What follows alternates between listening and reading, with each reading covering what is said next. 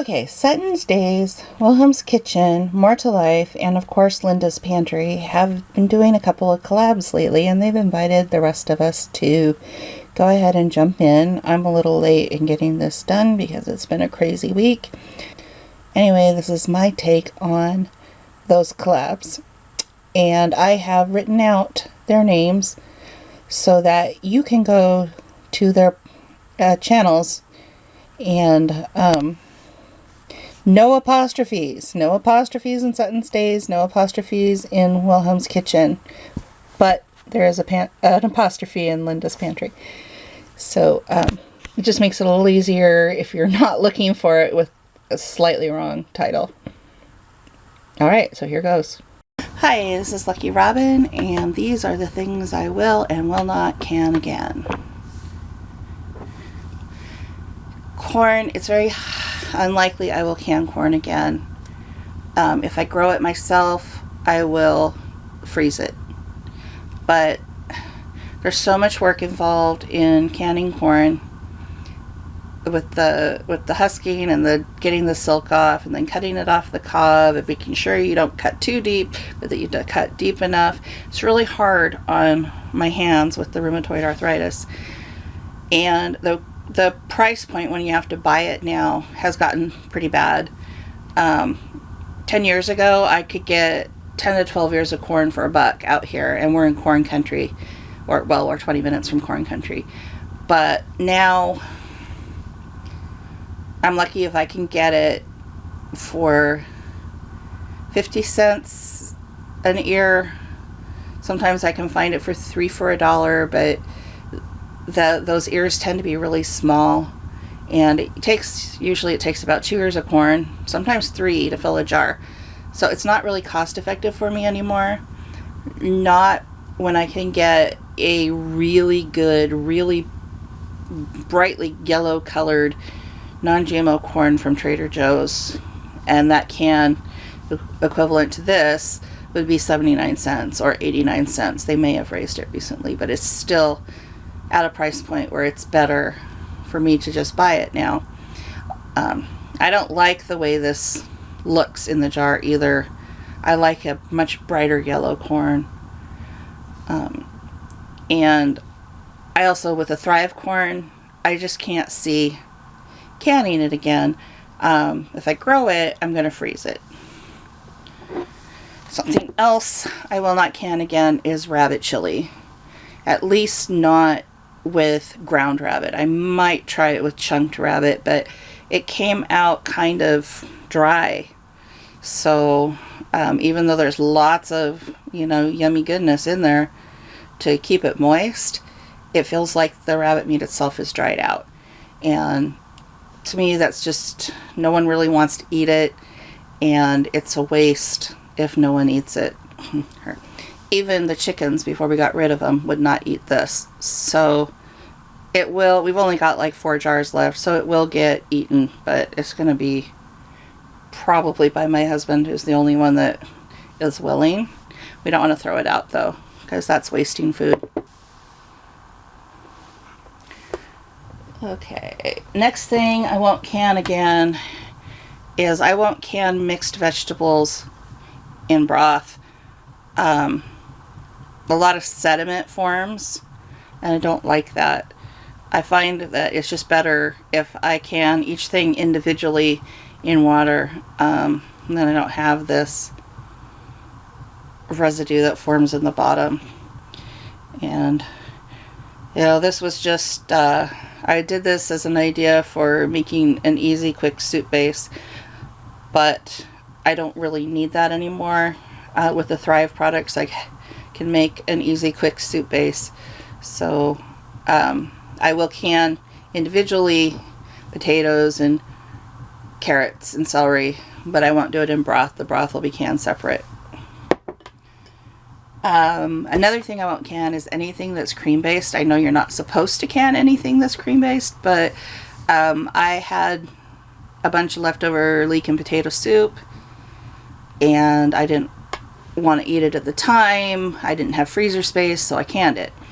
And it coagulated. It was really gross. And leeks, by and large, don't seem to can well. So leeks are another thing I won't can just by themselves. I do better dehydrating them, or dehydrating and powdering them down and using them like onion powder. So that's really, I think, the only things that I won't can again. Most of what I can is just pure ingredients now. So things I definitely will can again are canned meat. This canned rabbit is great because I can do it like chicken, in enchiladas, in quesadillas, in casseroles. Just open a jar, drain it, and use it. And if I want gravy, the stuff I drain off is what I make the gravy from. We will always have potatoes. And I don't know, sometimes these come out starchy and sometimes they don't. The starchy ones I just use in stew. It's not a big deal. And if I want to use them for fried, I'll just rinse them off really well, rinse the starch off. That's it. I don't grab any green beans because they're a little further back. My pantry's kind of torn apart right now. So getting to them is a little difficult. So green beans are something we will always can. Meat of any kind. We'll do beef or pork or chicken or salmon. We do a lot of salmon actually because we're in salmon country. Celery I will can again. I dehydrate it some and I can it some. Anytime you change it, it's not going to be crispy when you make it. So to me, there's not too much difference between dehydrating and canning other than the time afterwards. Dehydration, you have to let it rehydrate. Canning, you just dump it in, and the celery water is really good in the broth.